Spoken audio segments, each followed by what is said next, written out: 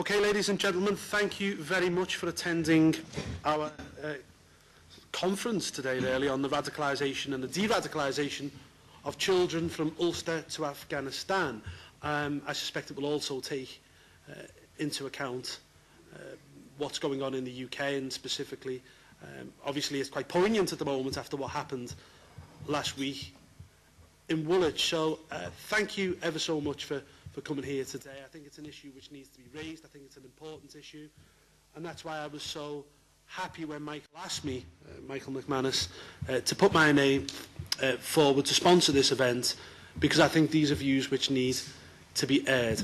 And actually this was organised about a month ago, so it's actually a coincidence that we had a terrorist attack in London only last week. So it wasn't organised after that event, just so that's on the record.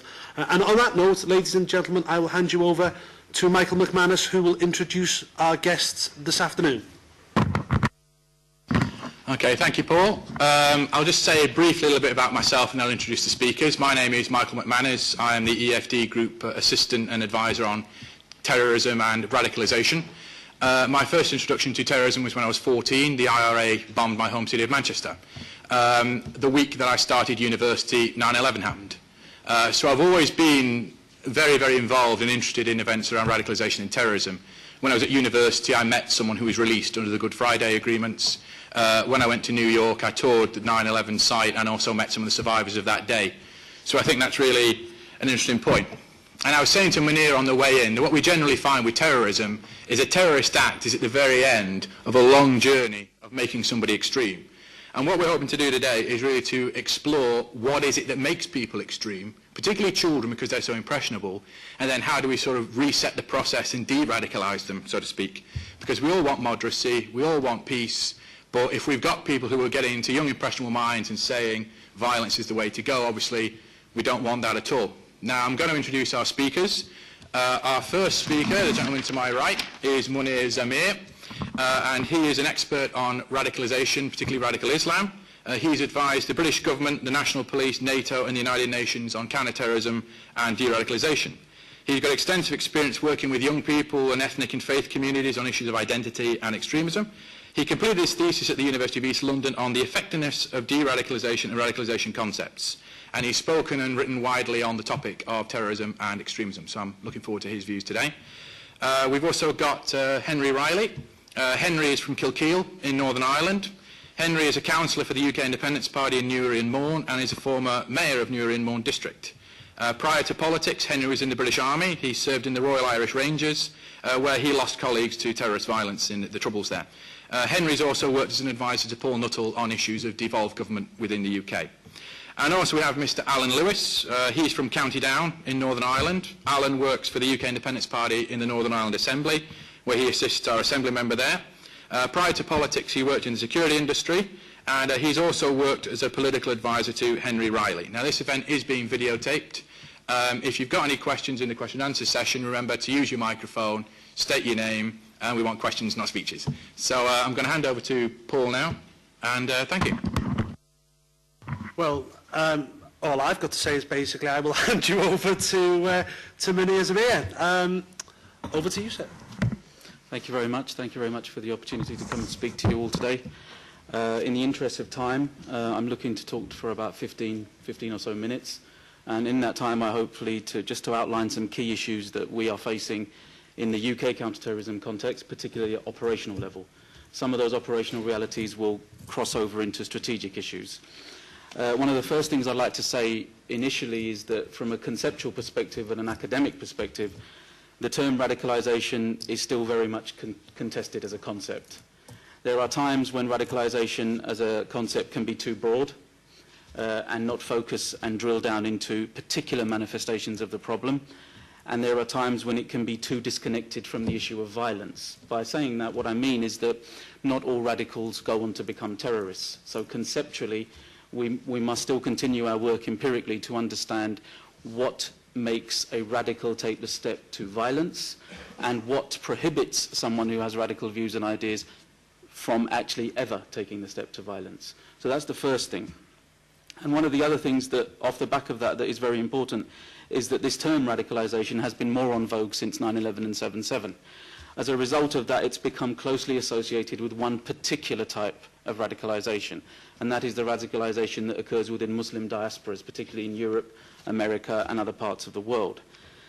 Essentially, we're still tending to view radicalisation as a series of stages, staircases, slippery slopes that take someone from a position of moderate understanding to some form of extremist understanding, and ultimately, apparently, a form of violent action based on that understanding.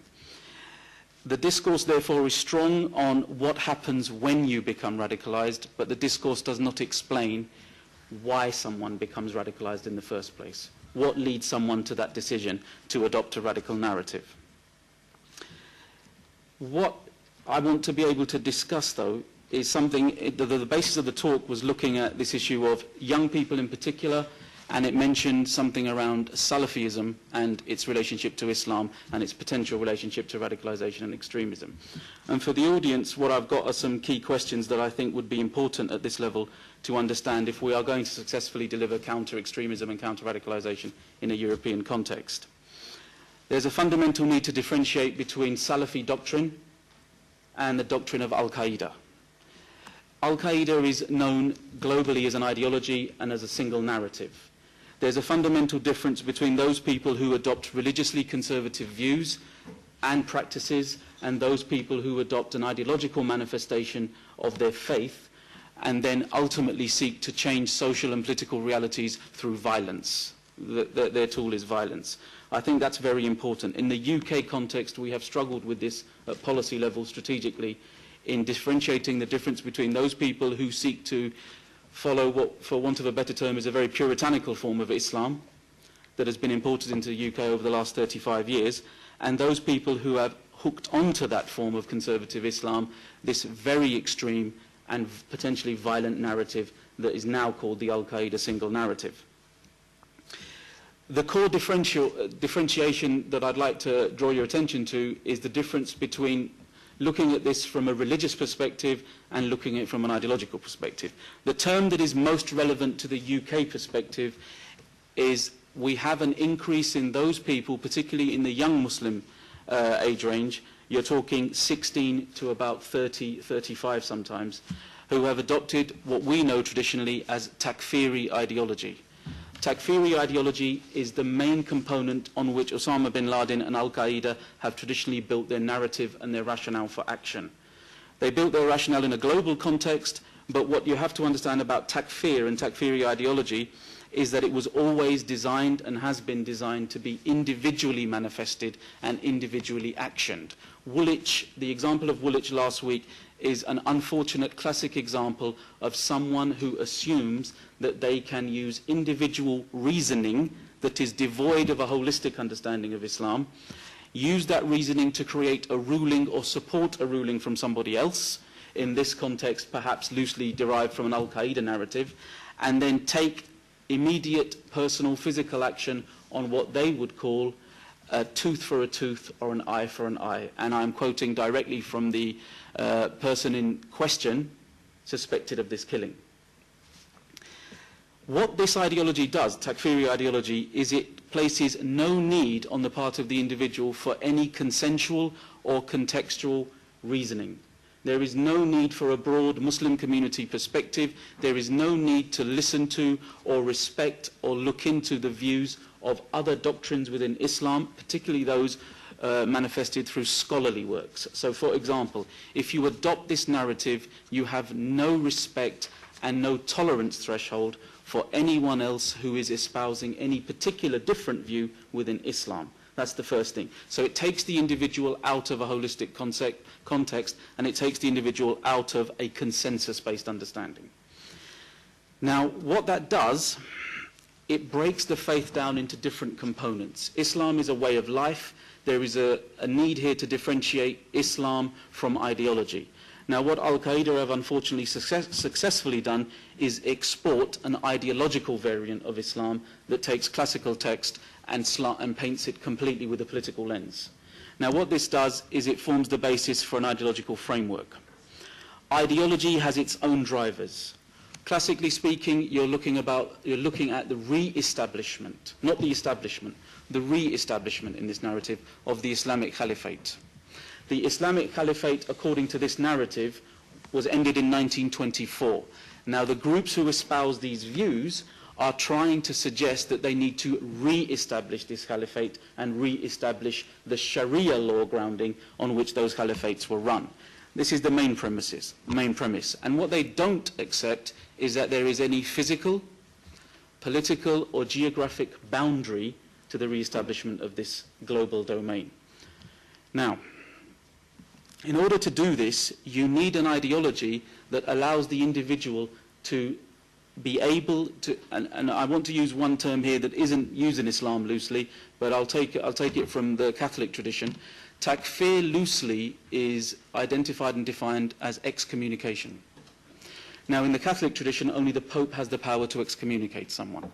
In Takfiri ideology, what the individual possesses once he has been introduced to this narrative is the ability to cast a judgment upon those in his close proximity, his community, friends, peer groups, family, and the wider Muslim community and non-Muslim community, and also any government, any framework of power, bureaucracy, and control that this individual regards as being incompatible with this narrative.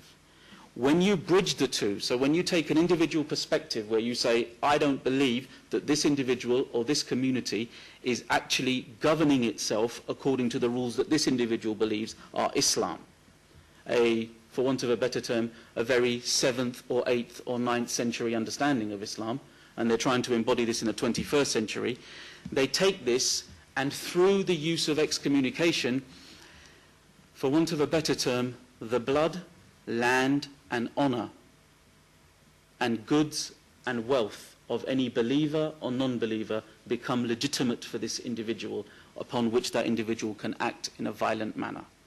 A good example of this is the fact that Al-Qaeda have managed to kill innocent Muslims in a rate greater than they have killed non-Muslims so far since 9/11.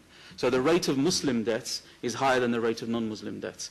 The proof of that, therefore, is that at the end of the day, if even Muslim communities locally or globally in the European or Arabian context or Asian context, if they don't subscribe to this takfiri manifestation of Islam, then their blood, their land and their honour is legitimate for these people. Now, in the example that I've just given you, what you have to bear in mind, though, this is justified through a historical and political lens.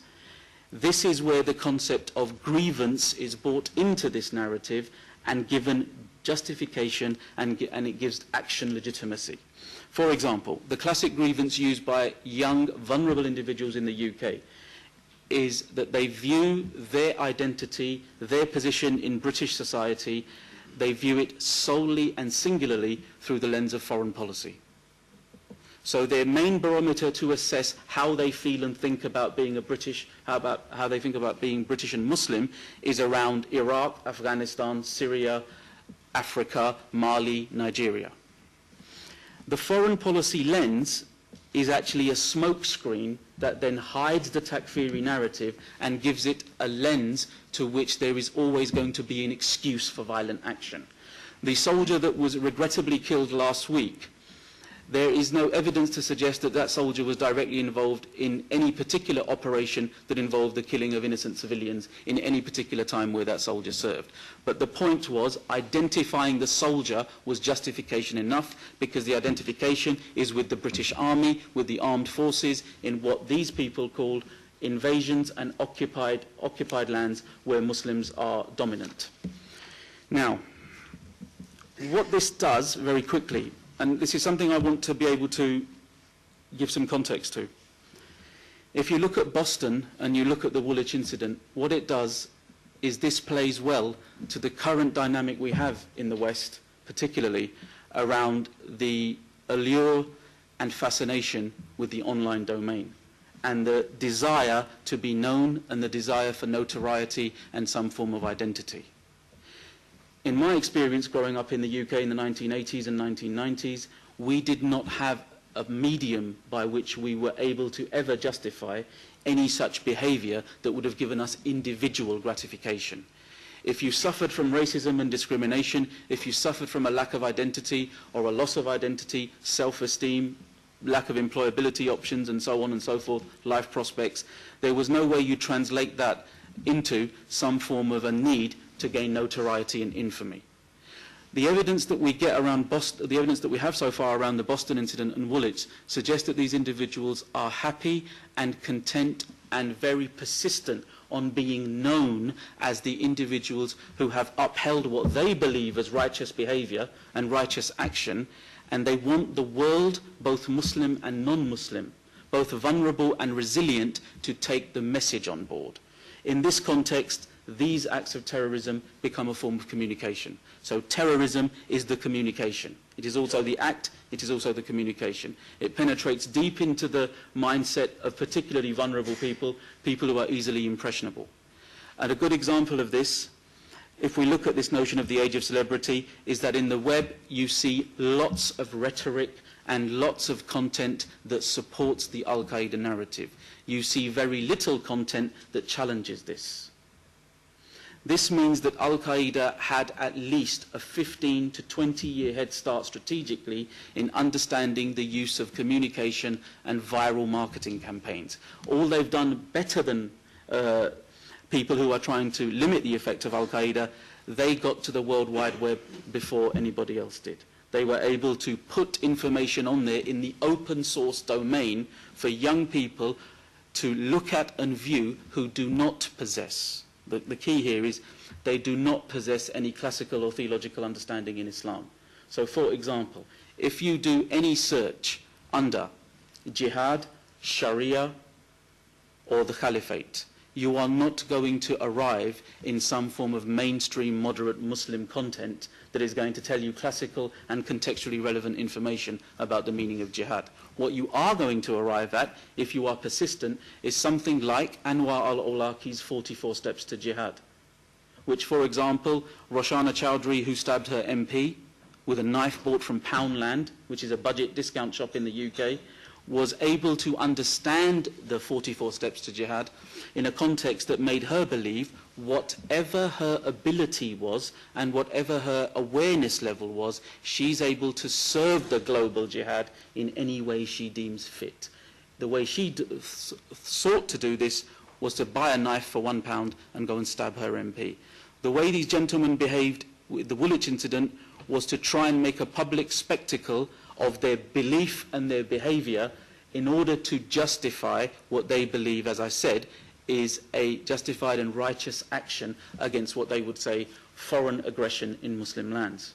So the conduit to why this ideology is now very viral and difficult to locate and identify, its conduit has become the World Wide Web. So we don't look anymore, it's very difficult now to look at radicalisation as this issue of radical preachers or people hanging around madrasas or mosques or community organisations waiting in the dark, in dark alleyways, waiting for susceptible young people. Susceptible young people are using their smartphones to gain an understanding of an ideology that has developed over the last 100 years, for which they have no other basis of understanding, because there doesn't exist currently any credible counter-narrative. This is the main problem that we are encountering with radicalisation. Now, what the virtual identity does is merge with the physical one, which I've mentioned. And what the radical discourse is unfortunately doing now, the result of this merging of identities, is this is giving power and legitimacy to right-wing movements in Europe, and particularly in the UK, that further fuel the perceived grievances of these Muslim communities and these individuals. And you have a situation where both parties now are campaigning for very similar issues using different terminology. For example, the appropriation of the flag of St. George by the English Defence League is a good example of how you can take symbolism and turn it into a narrative. In the Al-Qaeda example, you see the black flag with the Arabic inscription on it used by young Muslims who aren't aware that the black flag traditionally denotes war and conflict. So somebody is identifying with symbolism without identifying with its context. And ultimately, they are not responsible enough to then make informed choices. Ultimately, conscious of the time, what you therefore have and what I'd like to paint, the rather gloomy picture, unfortunately, is you have various types of seekers. In the UK context, I can break this down to 3 or 4 different variations. You have someone seeking identity, so you have the identity seeker. Al-Qaeda narrative can give you a well-developed, well-enhanced, and always, to some extent, evolving narrative and identity. You have the status seeker. You have someone who does not regard their life prospects or their level of socio-economic balance and stability as being acceptable to themselves, who then seeks status through something like a group dynamic or an online forum and ultimately a network. This network may be virtual, this network may be physical. So you have identity and status. You also, unfortunately, have another type of seeker.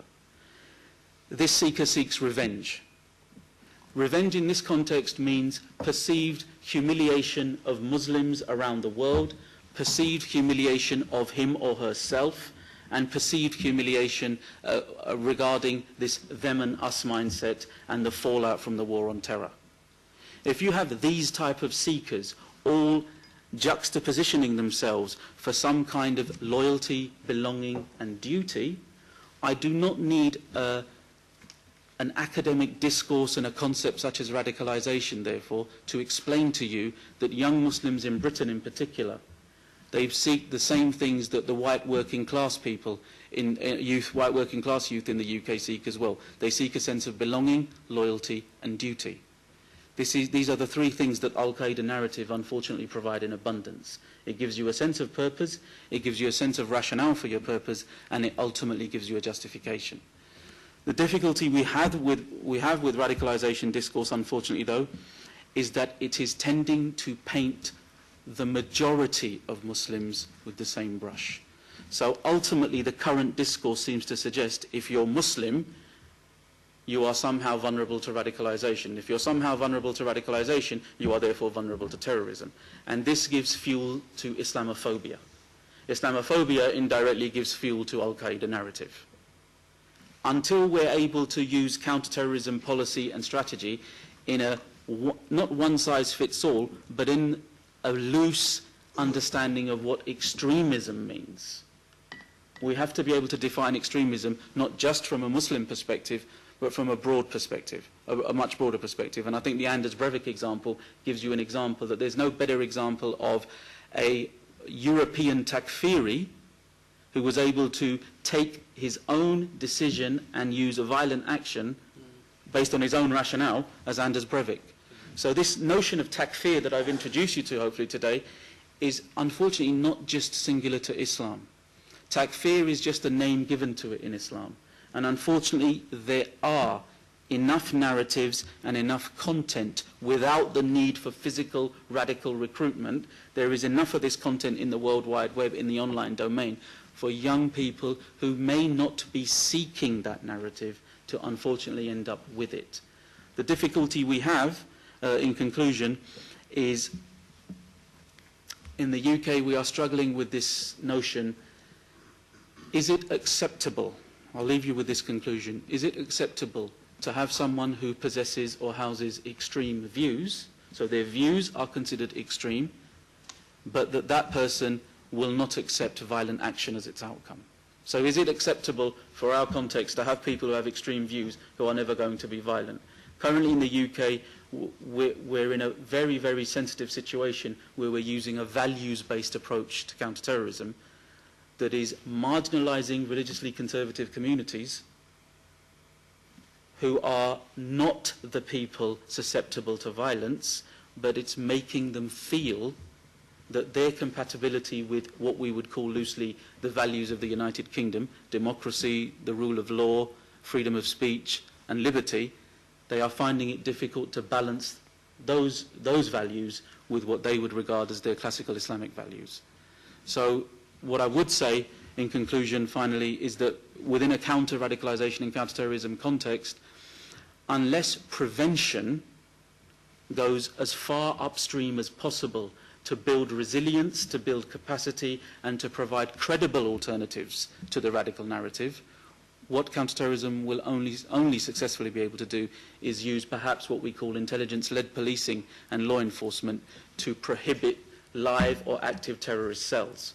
But sadly, We are now in a lone actor and lone wolf situation with how this ideology is manifesting. So the Woolwich incident was technically impossible to prevent and impossible to police.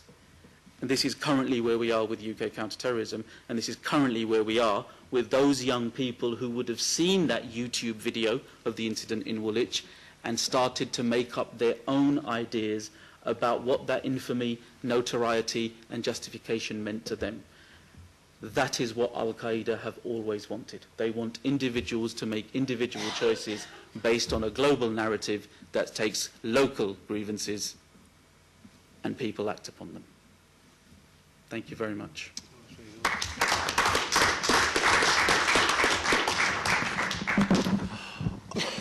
Okay, what we'll do now is we'll take 20 minutes of questions for Munir before we move on to to our Northern Ireland colleagues.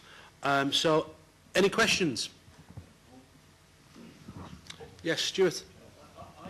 Put your mic. Sorry.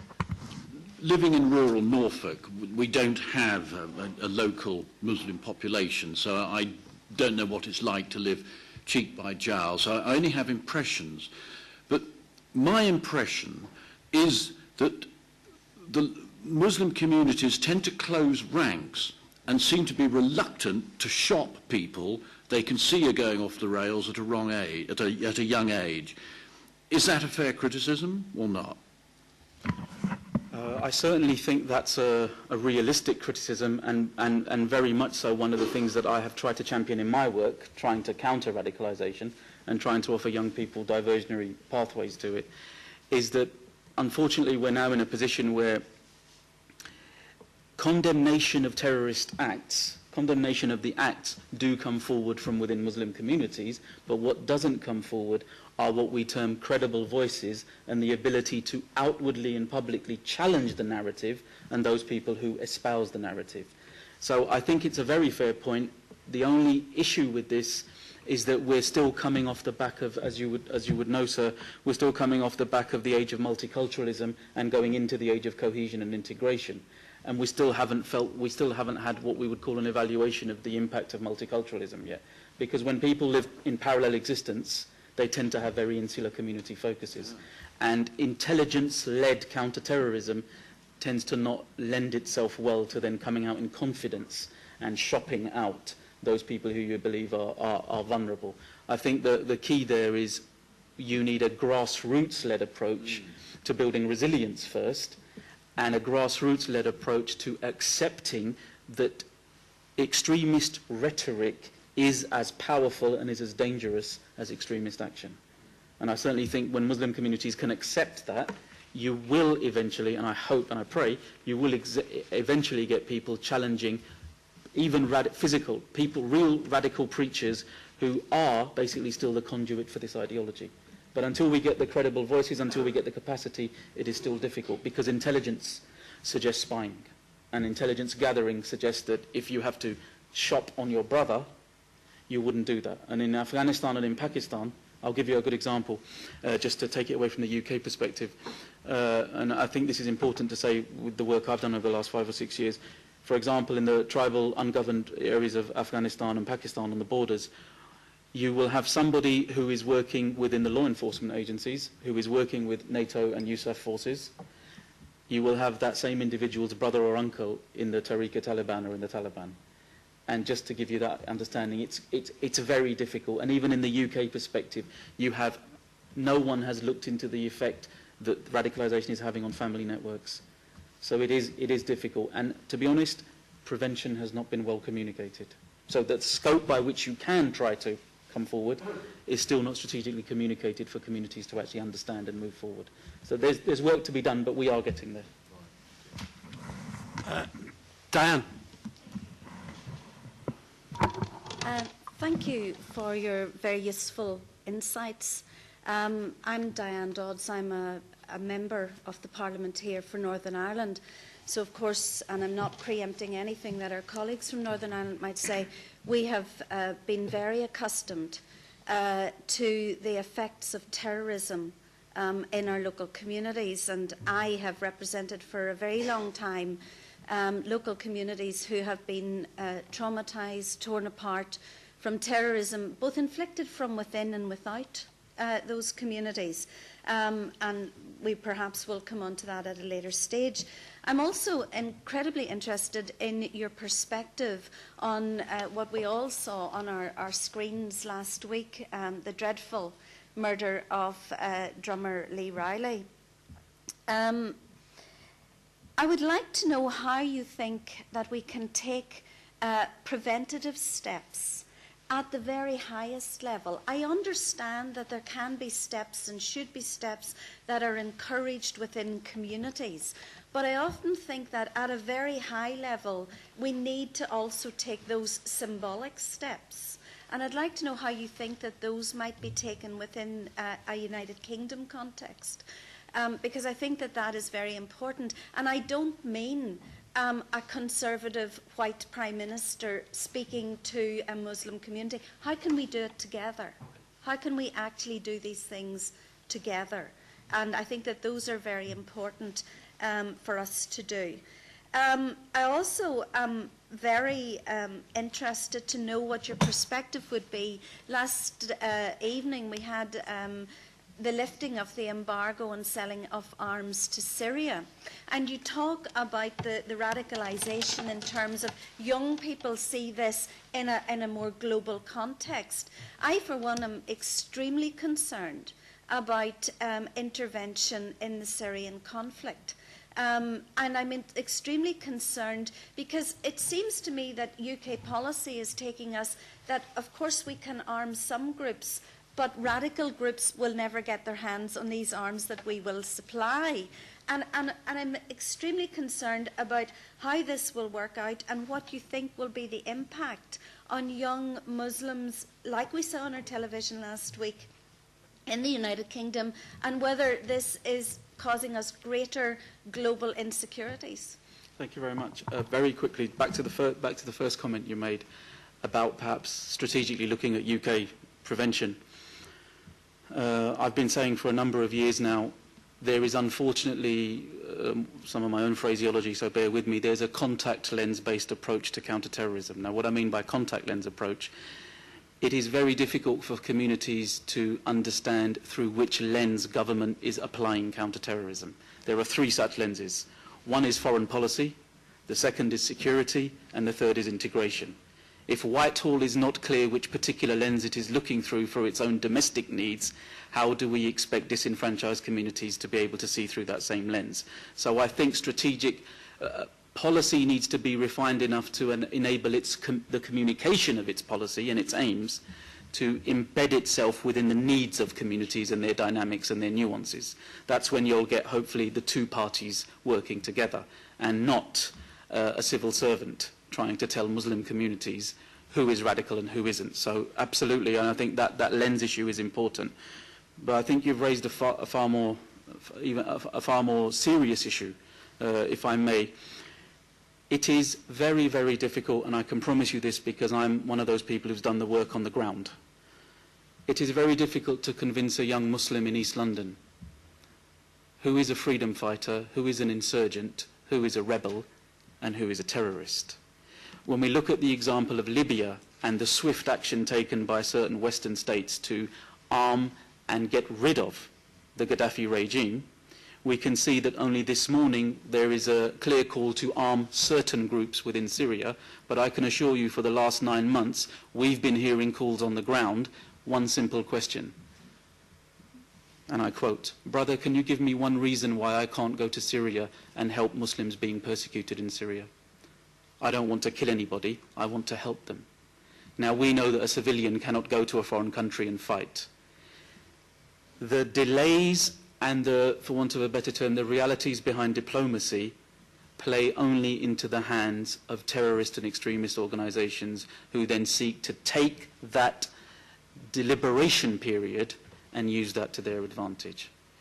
Ultimately, this is not about global versus local. There is this concept that this is global versus local. I would argue this is glocal. This is the use of local issues played out in a global context. And my plea is we have to get through this issue of definitional amnesia. The definitions of terrorism, the definition of who constitutes a rebel and who constitutes an insurgent, I'll give you 2 examples. In Mali, we have a problem with terrorist groups. In Nigeria, we may have a problem with terrorist groups, but in other parts of Africa, we have rebels and insurgents. And in North Africa, we use the same language. This is what lends itself well to the radical narrative, because the radical narrative will always say, as you can see, this is ultimately about them and us. So there is a clear definition there. You are either with the radical narrative or you are against it. And young Muslims in Britain particularly are not aware of the slightly insidious relationship between armed groups in places like Syria and those powers that they blame for the grievances in the first place. So even if a young man does venture that way, that young man will always be in a position of not knowing how to make an informed choice about what he or she is doing. And that's the allure of the narrative. So I think at a strategic level, and in terms of political understanding, definitions are getting in the way, and they're getting in the way of action that is based on need and that is based on the ability to appease both sides of the divide, i.e. those people suffering and those people who are perhaps perpetrators of that suffering. And I think that's very important. And to be honest, in the UK, we don't have an answer for that right now. Tony. What you were describing, if I understood it... Mike, Tony, microphone. What you were describing, if I understood it right, was an individual and personal response to a global internet-based message with nothing in between. That seems to me to have at least 3 implications. One, you need effectively to create a combative narrative on the internet, and nobody is doing that. 2, it means that approaches which involve banning, stopping, ghettoising the use of certain search terms is counterproductive. So, for instance, I was listening to you and I thought it'd be quite interesting to go on the internet and Google 44 steps to jihad. Yeah. And then I thought, but hell, what will my colleagues and the Parliament services think if I have as my search term 44 steps to jihad? And that becomes a major problem. And that elides into the fact that all the traditional intelligence services responses using the internet at that point become wrong and counterproductive. And in particular, the approach that the current British Home Office is trying to put forward of banning and monitoring and all the rest of it is also counterproductive. Is that a reasonable set of conclusions from what you have said? Absolutely. Absolutely. And just to quickly add to it, my personal and professional opinion is you don't try to crowd out extremists, you need to crowd them in. If you crowd out a voice, or if you ban it or prescribe it, it goes further underground and then manifests itself 6 months later. We've had this experience in the UK with certain groups over the last 5 or 6 years. The sore point and the sticking point currently is there is genuinely a lack of credible counter-narrative. And the reason for that is not because it doesn't exist. I don't want to paint the wrong picture or the wrong impression. It does exist, but, excuse my language, it's not as sexy as the ideology of Islamism. And what I mean by that is, as I said, if it doesn't provide you with meaning, belonging, identity and duty, it's just another website. It's just another conversation with a guy with a beard. And so until we can replace that fascination and that fulfillment that it gives, counter-narrative will be a concept and not content. So, yes. Roger, then Henry, and then we'll have to move on to the next presentation. Yes, thank you very much. This was quite fascinating. I particularly liked your comment that Muslim extremists kill more Muslims than anybody else. I think if you look at history, you'll probably find the great majority of Christian martyrs have been killed by other Christians. So this is not an entirely original concept. I was also struck by your remark that young terrorists are seeking to change outcomes by violence. I wonder if they haven't noticed yet that they can do the violence and in some cases, sadly, can't be stopped, but they don't really change outcomes very much. I am, however, a little bit concerned. We are given the idea that there is a tiny minority of troublemakers, terrorists, committed ideologues set in a 99.9% Muslim community which is peaceful and which is to integrate.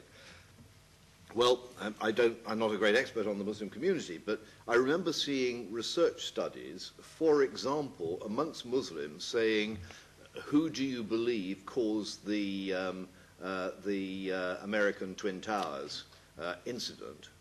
And I forget the numbers, but it was something like 40%. It was a shocking number who didn't believe that it was Muslim terrorists and believed it was the CIA or the Israeli security services, Mossad, or something like that, which suggests to me that there is a failure to engage with reality and also a mindset amongst, quote, moderate Muslims, which is worryingly supportive of, let's say, at least a very strange view of the world, even if not of terrorism.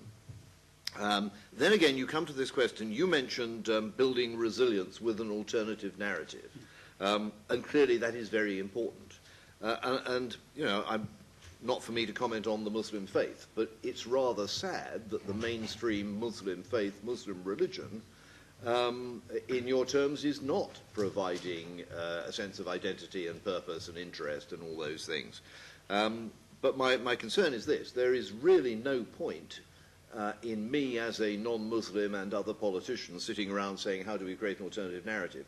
It has to come, it seems to me, from within the Muslim community. And in fact, I just wrote a blog piece about this, saying, yes, I respect the moderate Muslim organizations for saying we condemn the violence. I understand their concerns about revenge attacks. Of course, I understand that. But my question is, are they doing enough to seek to tackle this in the only place it can be tackled primarily, which is within the Muslim faith? We've already mentioned this issue of reporting people. What are they doing to stop radical preachers preaching in mosques? What are they doing to prevent things like the Islamic student societies conducting segregated meetings and having extremist speakers at those meetings? You know, what goes on in some Muslim schools? I don't know, but I worry that things are going on that we wouldn't actually like to be going on. So, you know, while I respect the response of moderate Muslims to what has recently happened, I'm really asking the question, shouldn't they do more? And aren't they really the only people who can build that alternative narrative? The security services can do the policing bit, which you commented on, but it seems to me it's the Muslim community, if it's really committed to stopping this kind of behaviour, that has to do more about it. Absolutely, and very, very quickly, and I thank you for those comments. You have reminded me of one very important caveat to the whole notion of radicalisation, and that is the conspiratorial mindset. And unfortunately, it is not just young Muslims who admire and adhere to this narrative of conspiracy being at the heart of modern society. Yep. And what it does do is it does fan the flames of low trust thresholds in government, low thresholds in the political process and the judicial process.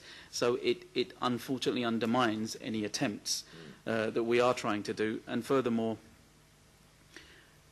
until the counter narrative, I suppose, until the counter narrative of you, as you mentioned, until it rears its head, we're not going to hear about the large numbers of mosques and community organisations that have banned radical preachers, that do inform the authorities.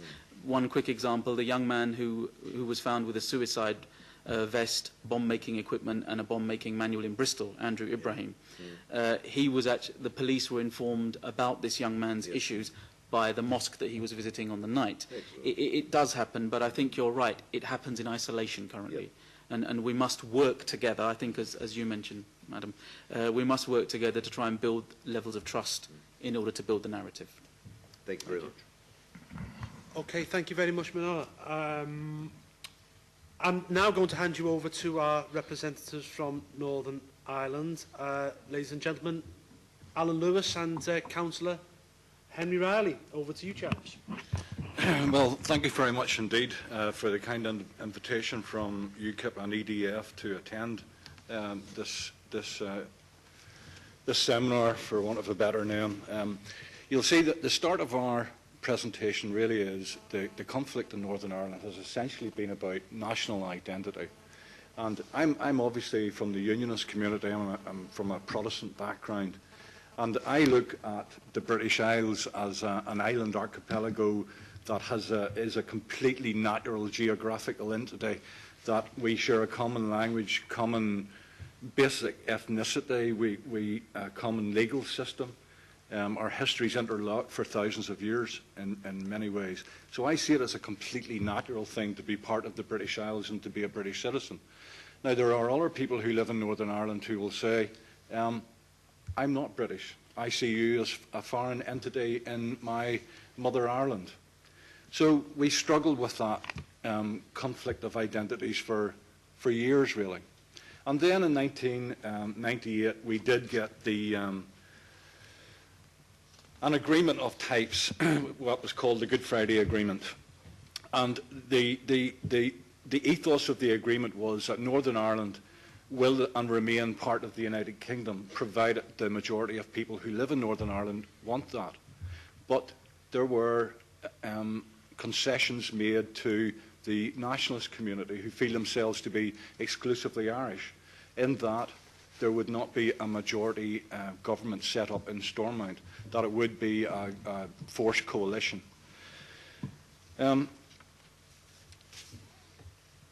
It has worked to a degree, but there has still been this latent violent republicanism that manifests itself in many ways. Post-agreement, we obviously had the Omagh car bomb. It was the single biggest attack of the Troubles in Northern Ireland. 29 people were killed, and that was caused by what was known as an IRA splinter group. You'll see the photos, the devastation that they were still able to inflict what they called outside mainstream republicanism. So even though we had this agreement in place, we still have this body that has the technology and capability and the will to inflict a lot of pain and hurt on the people of Northern Ireland. That's just scenes from that bomb. Then we move on and we get, it leaves the Omagh after a period of respite really from terrorism. Then we move into Castlewellan, where we get more bombs, again from what are called splinter Republican groups claiming responsibility. Then we move on a step up in the violence when we had two soldiers about to go on duty in Afghanistan. They were in their barracks in Antrim and had ordered a pizza. And when they went to collect the pizza from the pizza delivery van, these IRA terrorists walked out and killed them, riddled them with bullets. And that did cause terrible anxiety and anxiousness right across Northern Ireland. In many ways, it had a unifying effect because the moderate Catholic community really do not want that type of thing, and they were appalled. And it did bring the communities together in many ways. Then we went on to Constable Carroll, the first member of the newly formed PSNI. He was killed when contacted by a lady whose house had been attacked. It was what's known in Northern Ireland as a come-on attack. And the police officer went out, and a young man stepped out and shot the poor police officer dead. Again, Catholic police officer, tremendous feeling of sympathy for him, brought the entire community in Northern Ireland together. And that runs on from the previous police force. 300 members of the RUC were killed, 9,000 injured in paramilitary attacks, mostly by the Provisional IRA. It actually made the police in Northern Ireland the most dangerous police force to be a member of anywhere in the world. And you'll see in the next slide some of the police officers who were killed, some of the over 300 police officers. In the pre-1980 peace agreement, we had 3,225 people were killed between 1969 and the ceasefires in 1994. 1,896 of these were killed by Republican paramilitaries, 935 by loyalists, only 316 by the army, and 52 by the police. Now, you would think the way that the media had presented the troubles in Northern Ireland, that the army run and the police run roughshod over everybody and just shot the place up, that clearly wasn't the case. There was tremendous restraint shown by the security services in Northern Ireland throughout the troubles. In terms of proportionality, if you look at what happened in Northern Ireland with the fatalities we experienced, it would be the same as 270 9/11s. So it gives if you can try and comprehend that, the pain that has been inflicted on the Northern Ireland community by the troubles over the 35 years. So when we take all that into account, we have to then try and say, how are we going to build this peace? We have a shared future document that says the vision for a future of Northern Ireland is for a peaceful, inclusive, prosperous, stable and fair society, firmly founded on the achievement of reconciliation, tolerance and mutual trust, and the protection and vindication of human rights for all.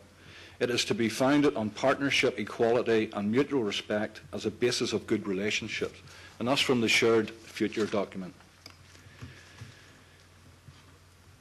And within this time of post-conflict, where we recognise that we still have a residual effect of trouble going on, we still have to build the peace. And in this, we can do that in a number of ways. But the main way must be to change the mindset of children. And the thesis of this discussion was the radicalisation of children. Now, within what we can call the moderate communities in Northern Ireland, we will have cultural identities. In my community, I say my community broadly, we will play football, have band music. You'll see marching bands, that tradition, the Orange Order, that tradition. Within the Catholic community, you'll have Irish cultural identity, Gaelic football, that type of thing. And most of those people will coexist very, very easily. But there is, within Sinn Féin, and I'm naming Sinn Féin because they are the people behind it, you will have a very, very radical radicalisation of children. And if anybody can see that, I don't know, you can't see, but it's pictures from the Tycullion Centre in Crossmaglen, or in Mullabon in South Armagh. And you will see, this is a centre that was built with money supplied by the European Union under a peace heading. The centre is called the Tycullion Centre. It's in South Armagh. It was built with EU peace money on the premise that it would attract tourists. Now, some people may say on the premise that it might attract terrorists, but the critical aspect of this is that while the bulk of people in Northern Ireland, the bulk of ordinary Protestants and ordinary Catholics want to move on, want to leave the violent past behind, we don't have to surrender our cultural identity, we don't have to surrender our nationality, whatever way we perceive it, but we have to leave the violence behind, the physical force tradition that Sinn Féin IRA have fostered and cultured for generations. And even though we have these people in our government now, as and the First Minister, as Deputy First Minister, we have them as ministers controlling education, we still have this section of Sinn Féin that wants to do this type of thing. Now, one of the ways of actually stopping it is to try and get the EU to wise up. The way that Sinn Féin can get this money is they are very adept at making applications for funding.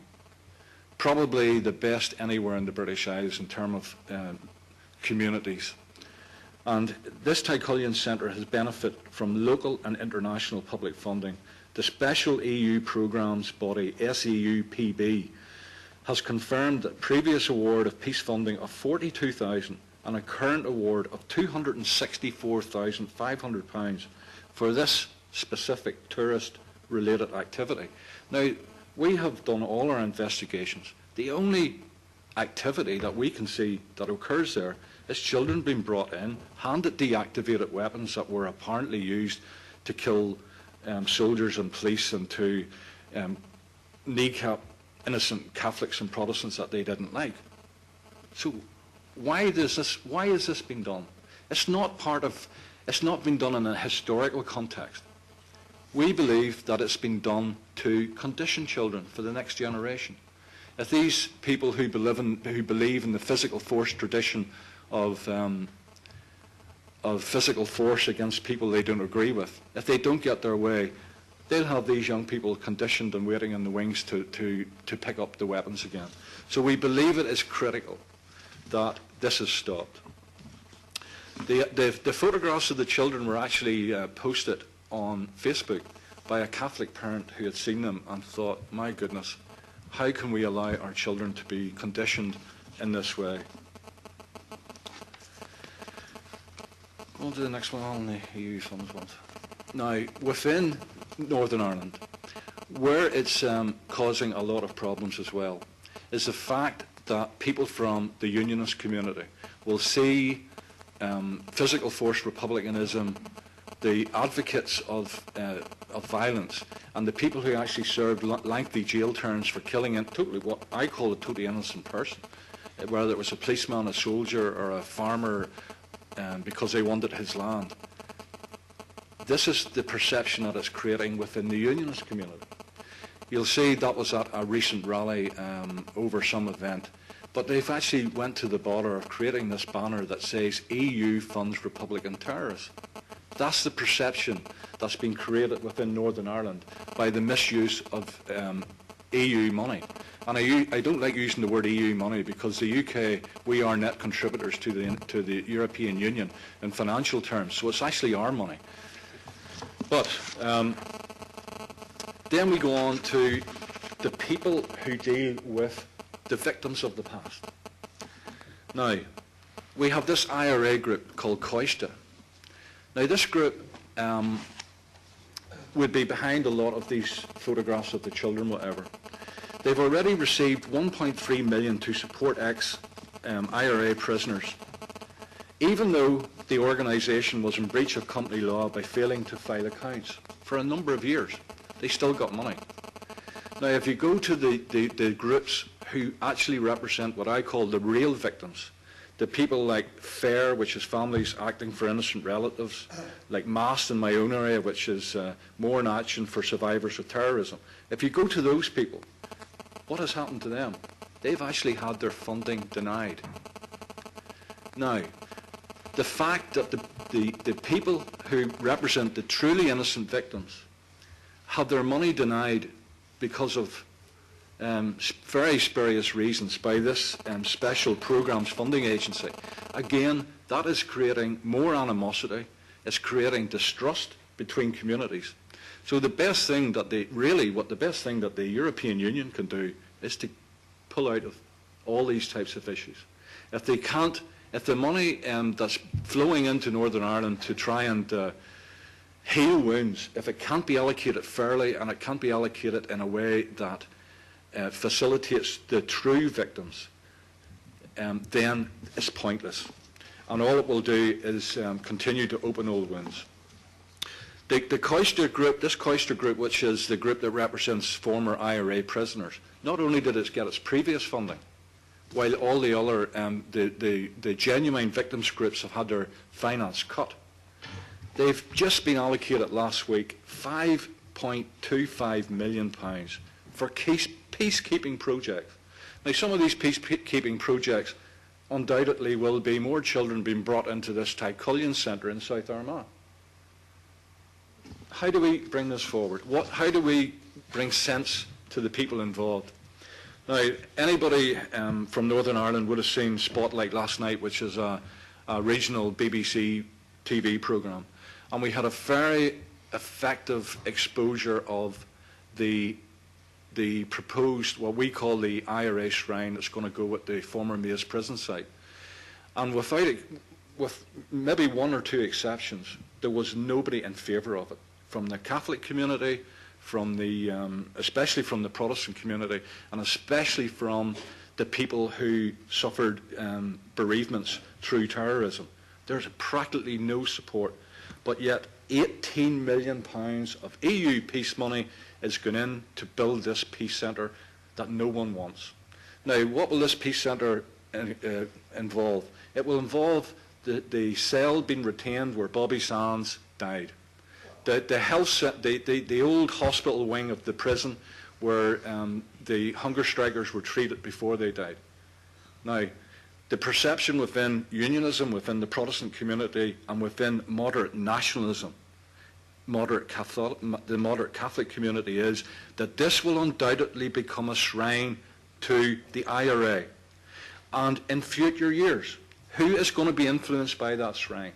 It will be the young children who are trailed in by groups like this COSTIA and radicalised for future generations. That is why we should not allow these huge amounts of EU funding to be allocated in this way. Now, unfortunately, the IRA shrine is actually been agreed by the First and First Minister's office. You will see the politicians in senior office really do seem to be quite out of touch with the ordinary people on the ground, because they say, no, it will not be a shrine, it's going to be a tourism mecca. People are going to go and want to see this. Maybe some people will want to, but I think most normal people won't want to see where men lay in naked and spread excrement on the walls of prison cells. I just can't see that being something that people will be interested in. But this was in the local main regional newspaper, the newsletter, this week. And it shows the true nature of the tours that will be conducted at the Maze prison, in that it was purely just a Republican propaganda unit. So you can see why we are very, very disappointed with the way that European Union money is being spent to propagate the radicalisation of children in Northern Ireland.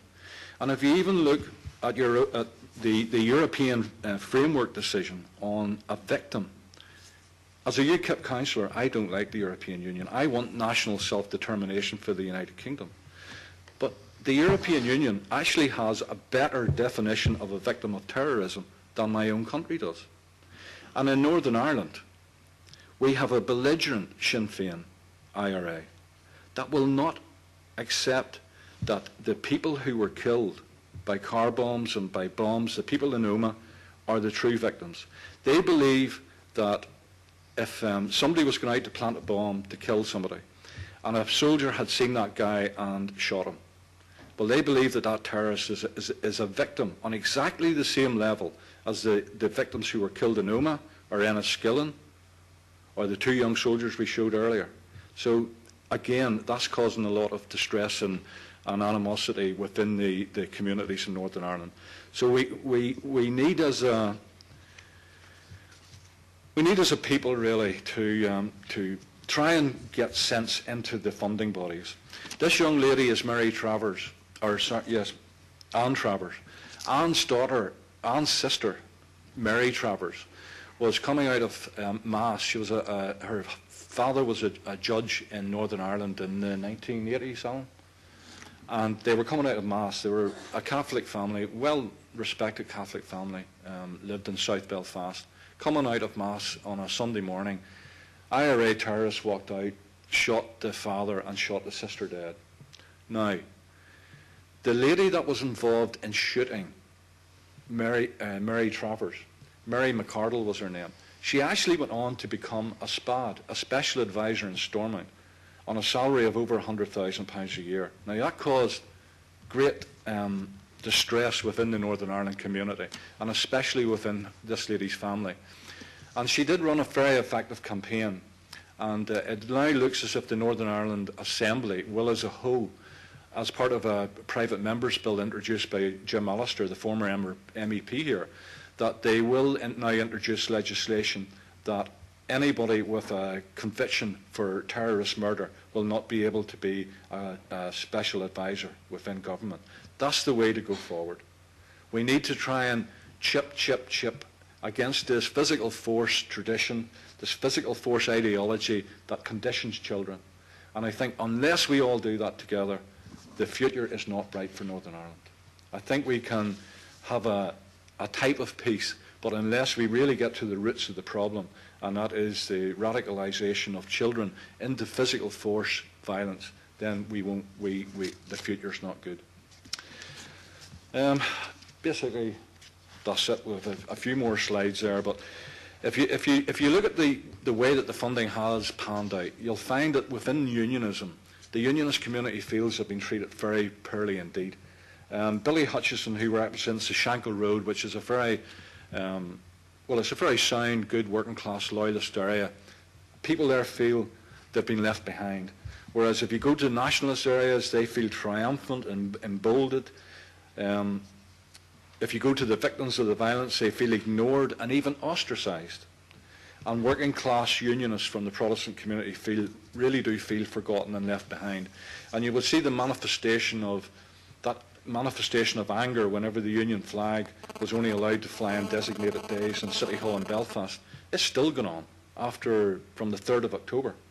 And I know Stuart Agnew was in Belfast that night giving a speech in Stormont, or participating in an agriculture debate.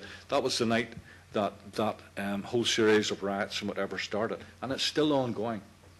And in many ways, that has actually radicalised many young Protestant kids, people who would never have bothered, but they've seen the Union flag been taken where it flew 365 till only being allowed to fly on royal anniversaries and that type of thing. It was quite ironic that Sinn Féin voted to fly the flag on the Queen's birthday on City Hall. But that's my presentation.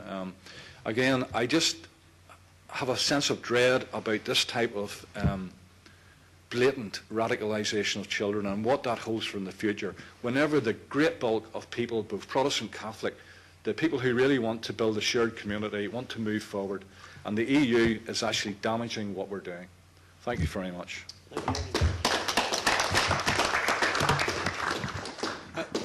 Thank you, Henry. Questions? Roger. Thank you very much for that. I'm shocked. I had no idea that this kind of thing was going on.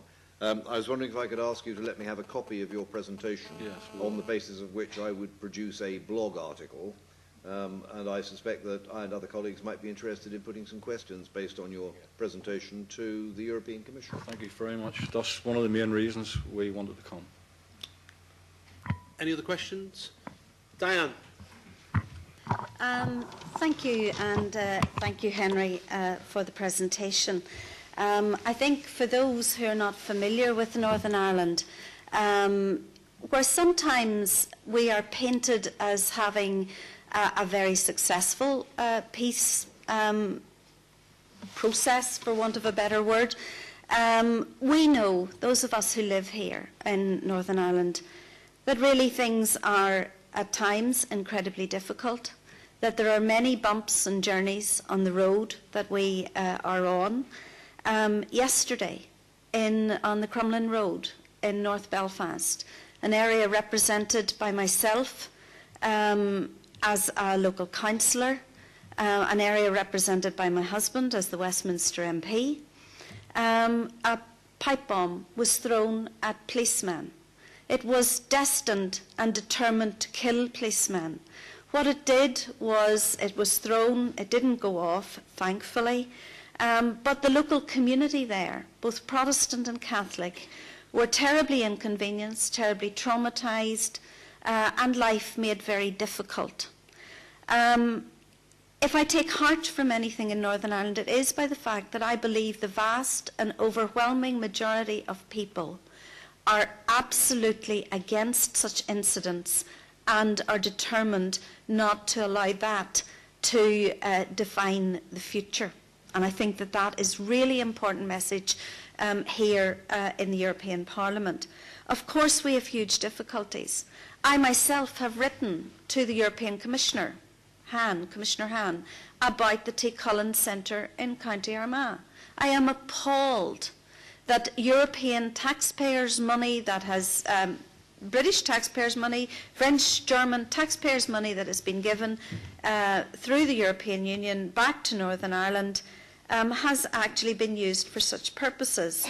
In fact, actually, the radicalisation of children in Northern Ireland is not new. In Ardoyne, again in North Belfast, in April of this year, at a Republican rally held to commemorate the Easter Rising, live shots were fired again at that rally, again signifying almost the physical force aspect of the Republican tradition. And at that rally, young people, young children, as young as 7, were dressed in paramilitary uniform and paraded down the street. Again, my party went to the Children's Commissioner in Northern Ireland, because we need to use the offices of people who are there, who should represent the interests of children.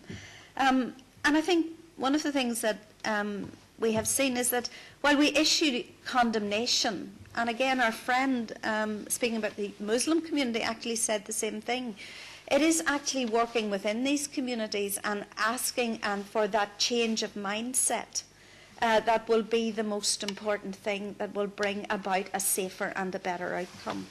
So that is really important. Again, we need also to make sure that those people in Europe who allocate money for peace funding in Europe actually know what it is going for. And just a few weeks ago, I went to the regional committee to actually say that in the new tranche of peace funding, £150 million of which has been set aside in the budget as is currently negotiated, that in that money, that while we might have peace money coming to Northern Ireland, that we don't have groups who get priority funding. And COISTA, which is the organisation which represents Republican ex-prisoners and other ex-prisoners from the Loyalist community, are priority groups within the current peace funding. And I went to the committee to actually say to the committee, this is wrong. We had our first ceasefire in the 1980s.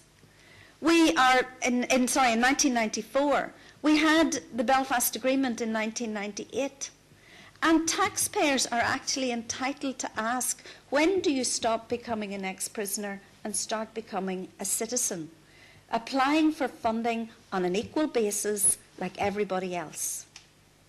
So there are many, many things that we need to do in Northern Ireland. We have a journey to travel and many a bump on the road probably that will be the case, no doubt. But we need institutions like these to recognise that as we move forward, that they move forward as well, and that we are not giving priority funding to ex-prisoner organisations wherever they come from, and that ordinary folk are allowed to apply on an equal basis for that funding. And that is the plea, and that's the information I would like this gathering to have. Thank you, Diane. Any other questions for Henry? Yes, sir. Hello, my name is Philip Molnar, and I'm from Czech Republic, so I'm obviously not an expert on Northern Ireland issue. But when I see those pictures, I ask myself, who gave them those weapons to those kids, And so I was wondering, because in Czech Republic a few years ago we had problems with neo-Nazism, and some of the people were, some of those neo-Nazis, they were very disappointed how the things were going on for them. So at the end they decided they will try a different strategy, and I think they called it sleeping wolf strategy. And it was basically based on the fact that they will try to look like normal, ordinary people, and they will try to learn their kids to one day to follow, their way, and to one day when the situations change, one day they might find a big, strong leader, they might go on fighting. So my question is, do you think that those weapons were given to those kids by the institution or paramilitant groups, or, I hate to actually think about it, or maybe their parents? Thank you. The building that you see is called the Tycolean Centre, and that was funded by European Union money.